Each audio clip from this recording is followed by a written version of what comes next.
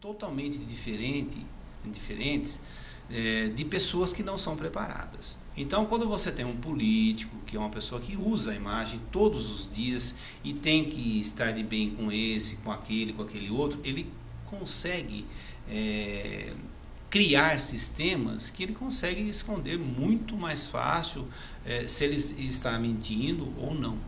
Quando você pega um ator, nossa, essa pessoa faz qualquer papel se for um ator bom e você compra como sendo como disse você no caso do Robert De Niro. Perfeitamente. Um grande ator que qualquer papel ele assume, você pensa que está vendo a pessoa é aquilo mesmo. Exatamente.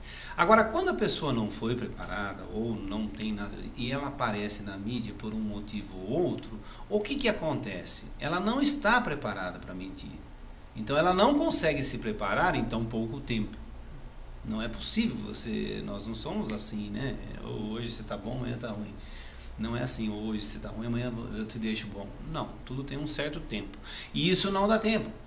Quando acontece algum fato que toda a imprensa vai em cima de uma pessoa, aí ela dá sinais evidentes, tanto na montagem das frases, na construção das frases, como em todo o seu gestual, mostrando que alguma coisa ali não está muito coerente entre o que ela está mostrando e o que ela está apresentando pelos sinais.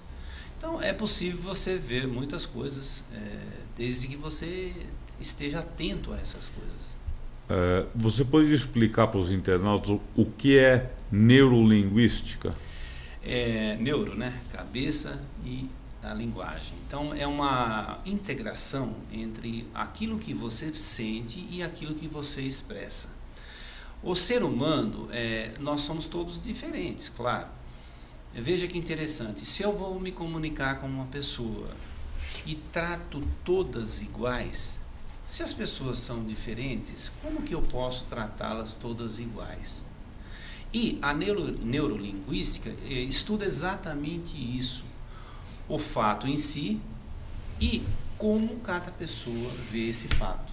Se você vê uma trombada, por exemplo, na rua, e for ouvir todas as pessoas, cada um viu de um ângulo. Então, cada um vai falar uma coisa. Estava correndo, não estava correndo, foi desatento, estava olhando para trás, estava olhando Estava em alta velocidade. Estava em alta velocidade. Cada pessoa vai ter uma visão dessa trombada. Embora a trombada foi uma só, o fato foi um só. Então, a neurolinguística procura mostrar essa diferença e dizer que se uma coisa deu certo aqui, ela pode dar certo aqui, contanto que você use os mesmos mecanismos que foram usados aqui. Inclusive, nessa questão que você falou, que várias pessoas veem o mesmo fato e cada uma tem uma posição, tem um filme muito interessante chamado Ponto de Vista. Que lindo. Que é um filme sobre um atentado contra o presidente dos Estados Unidos, um outro país, um atentado à bomba, e das pessoas que estavam assistindo a palestra, o que ele está fazendo, cada uma enxergou de um jeito.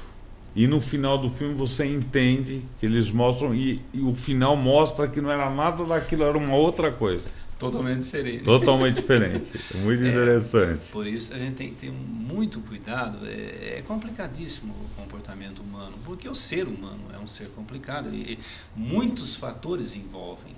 Agora você imagina isso, essa miscigenação de raças, de temperamentos, de tudo isso dentro de um mundo corporativo e todos ali, né, tentando sobreviver e conviver, que é o mais difícil, tanto no relacionamento profissional quanto no relacionamento pessoal, familiar.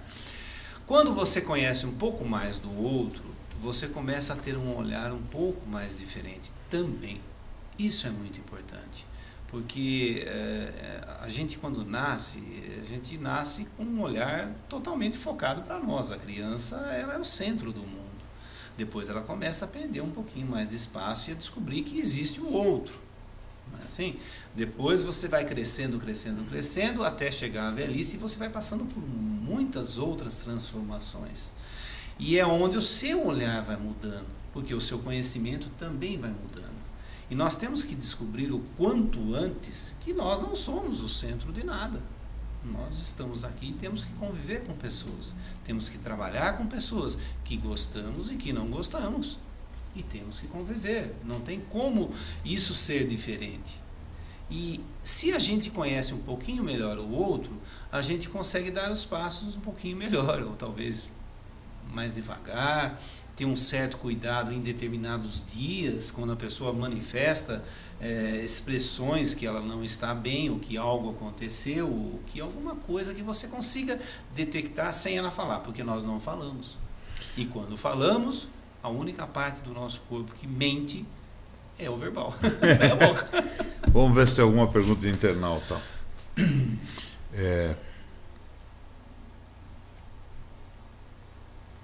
Eu tenho uma pergunta de João Marcelo. Ele quer saber se o modo que a gente se veste, se a gente anda, se isso denota, as outras pessoas conseguem imaginar o que a gente está pensando. O que, assim, se eu ando ereto, se eu ando curvado, como que isso mostra para outra pessoa o que a gente pensa? Se isso tem alguma... Tem muito a ver pelo seguinte, olha, vamos imaginar, São Paulo é uma cidade, né, que todos estão com muita pressa, e você encontra na Avenida Paulista lá alguém andando devagar, compassadamente. O que essa pessoa nos transmite? Primeiro, que ela não é igual aos outros.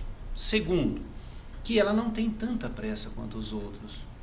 Provavelmente, talvez ela tenha mais dinheiro, talvez ela não precise de dinheiro, talvez ela não precise correr, porque o tempo para ela não é o principal fator da vida.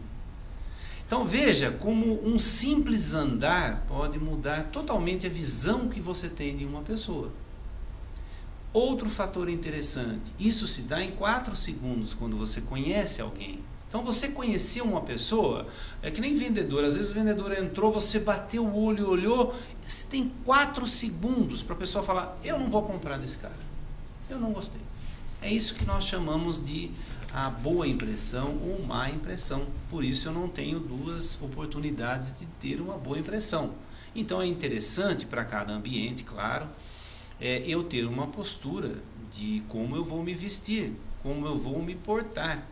O jeito que você senta, o jeito que você fala, tudo influencia. Você já imaginou se eu estivesse aqui dando entrevista assim, ó, que é uma posição... ia ficar diferente. Ia ficar bem diferente, não ia? Porque essa posição aqui, olha, é de alguém subordinado. E alguém que não tem muito interesse em nada. Não tem muito interesse em nada. Quer dizer, eu estou falando alguma coisa diferente? Nem tanto, mas a minha posição já está falando. Agora, se eu estivesse aqui do outro lado, assim, olha, com o queixo um pouquinho mais para cima, eu já teria uma outra posição de quem manda, de quem tem uma certa arrogância para com o mundo, para com quem está me assistindo. Quer dizer, toda essa diferença, você tem que descobrir qual é essa linha, porque para cá não é bom e para cá também não é bom.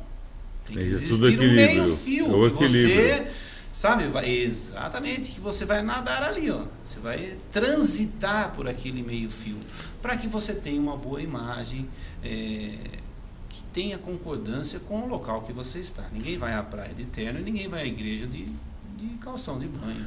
E como que uma pessoa que quer ser vencedora, ela deve se trajar, deve se expressar, tanto na fala quanto no corpo, através dos gestos? O que nós não podemos esquecer nunca é que cada um é cada um. E ele tem que ser o mais natural possível. Toda vez que eu sou artificial, as pessoas percebem isso em 2 palavras. Então, a primeira colocação que nós temos que ter pode ser conversando com alguém, pode ser falando em público, pode ser numa entrevista de emprego. Eu tenho que ser quem realmente eu sou. Se eu não for quem eu sou, eu entro no emprego e 1 mês depois eu sou mandado embora. Eu não sou quem eu sou quem eu